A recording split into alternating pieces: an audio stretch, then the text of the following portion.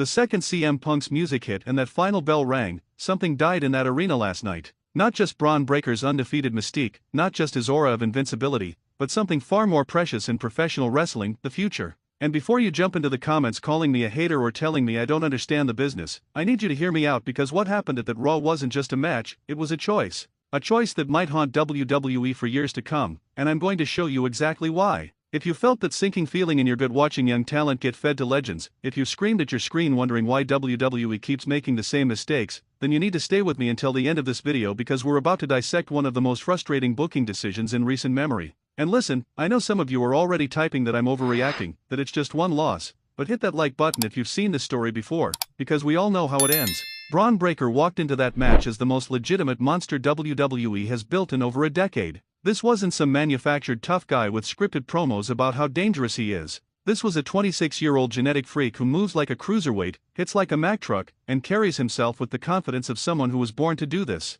Because he was. Second generation doesn't even begin to cover it. This is Rick Steiner's son. This is wrestling royalty who actually has the talent to back up the name. He's been demolishing everyone put in front of him, making former world champions look like enhancement talent, and creating genuine must-see moments every single time he steps through those ropes. The crowd wasn't just reacting to him, they were genuinely intimidated by him. Kids in the front row would flinch when he barked. Grown men would pop when he hit that Steiner recliner. That's not something you can script or manufacture. That's organic star power, and it's rarer than a 5-star match in Saudi Arabia. But here's where everything gets complicated, and this is where I need you to really pay attention because this goes deeper than just wins and losses. CM Punk is one of the greatest of all time. Nobody with a functioning brain can deny that. His return to WWE has been nothing short of magical. The promos, the matches, the moments, everything has delivered beyond our wildest expectations. The man is 46 years old and working at a level that would make wrestlers half his age jealous. He's carrying Raw on his back alongside a handful of others,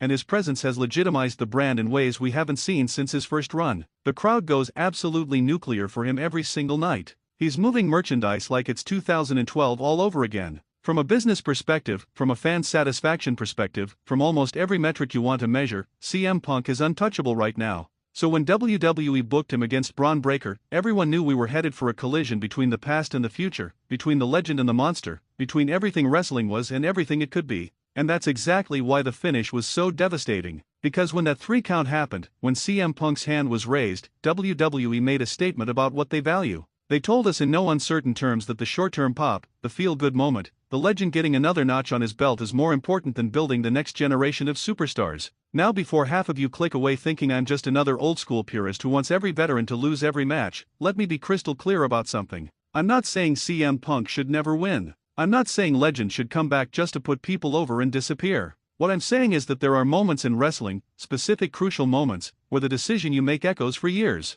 This was one of those moments, and they chose wrong. Think about what Bron Breakker represented going into this match. He wasn't just another talented young guy. He was the guy that WWE has been desperately searching for since John Cena's full-time run ended. He's got the look that Vince McMahon would have tattooed on his own chest. He's got the promo ability that NXT helped him cultivate. He's got the in-ring work that's only getting better with every match. He's got the intensity that makes you believe he could actually hurt someone. And most importantly, he's got time. Decades of time to be the face of this company, to main event WrestleManias, to draw money and create moments. At 26 years old, he's younger than most people watching this video. His ceiling isn't just high, it's stratospheric. This is the kind of talent that companies are built around for 15 to 20 years. This is generational. So when you have that kind of talent, that kind of potential, that kind of ready-made superstar standing across the ring from a legend, what's the move? What's the decision that sets up the next 5 years of success? You pass the torch. And I don't mean that in some ceremonial, symbolic way. I mean you have Bron Breakker absolutely destroy CM Punk in a way that's shocking, definitive, and creates a new top-level heel that the entire roster has to deal with. You have him kick out of the GTS like it's nothing. You have him hit the Steiner recliner and make Punk tap out or pass out. You create a moment where the commentary team is selling it like they just witnessed a changing of the guard. You make people believe that something seismic just happened, that the landscape of Raw just shifted on its axis, and that Bron Breakker isn't just a rising star but a made man who just conquered one of the absolute best to ever do it. But that's not what happened. Instead, we got a competitive match where both guys looked good. Punk survived Breakker's offense, hit his signature moves, and got the win. Clean. Well, cleanish if you count the interference spot, but the result is what matters. CM Punk beat Bron Breakker, and now we're supposed to believe that Breaker moves forward somehow stronger for having lost. And maybe he will. Maybe WWE has a plan. Maybe this leads somewhere interesting. But history, and I mean decades of wrestling history, tells us that's probably not the case. Because we've seen this movie before, haven't we?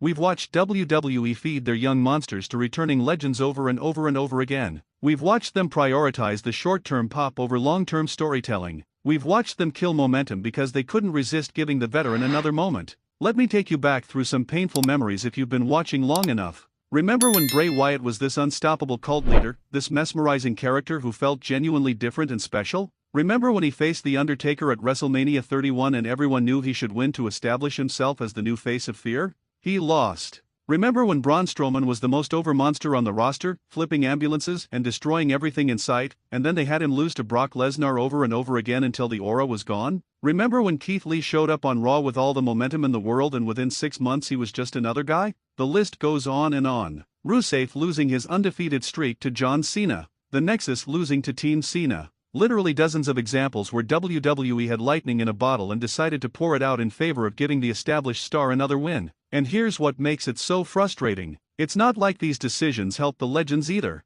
CM Punk doesn't need this win. His legacy is cemented. His place in history is secure. Fans already love him and will continue to love him whether he goes 50-50 in his matches or wins every single one. The man got a standing ovation for returning after 7 years away. He could lose his next 10 matches and still be the most over person in the building. But Bron Breakker? This loss matters for him, because he's not established yet. He's not a made man yet. He's still in that crucial phase where every big match, every major moment, every decision about how he's presented affects how the audience perceives him for years to come. And perception is everything in wrestling. Wrestling has always been about moments. Stone Cold Steve Austin didn't become Stone Cold because he won a bunch of matches. He became Stone Cold because he passed out in a pool of his own blood rather than submit to Bret Hart. The Rock didn't become The Rock because of his win-loss record. He became The Rock because WWE positioned him in the right feuds, gave him the right moments, and pulled the trigger when the time was right. John Cena's career was defined by beating JBL for the WWE Championship at WrestleMania 21 when he was just 27 years old.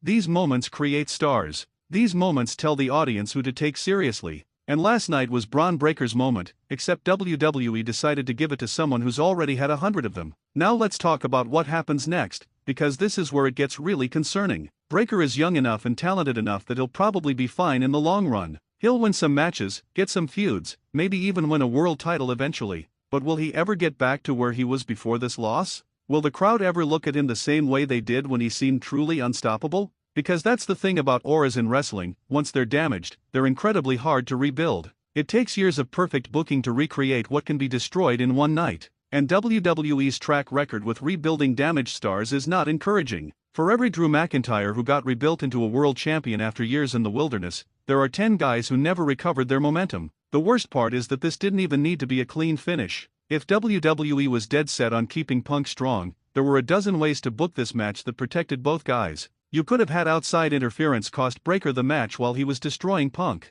You could have had a double countout or disqualification that leads to a rematch. You could have had Breakker win by disqualification because he couldn't control his aggression. Any of these finishes keeps Breakker's monster status intact while also not having Punk lose. But instead, they went with the finish that helps the least important person in the equation and hurts the most important one. And I know what some of you are thinking. You're thinking that I'm being too harsh, that one loss doesn't end a career, that WWE knows what they're doing. But I need you to understand something. I want to believe that. I desperately want to believe that WWE has a master plan here and that this loss is part of some brilliant long-term story that's going to pay off in 6 months. But they've lost the benefit of the doubt. They've made these mistakes too many times. They've sacrificed too many futures on the altar of the past. And until they prove otherwise, we have to judge them based on their history, and their history says Bron Breakker just got fed to a legend for no good reason. So where does this leave us? It leaves us with a company that talks constantly about building new stars but consistently fails to pull the trigger when it matters most. It leaves us with yet another talented young wrestler who took a loss that didn't need to happen.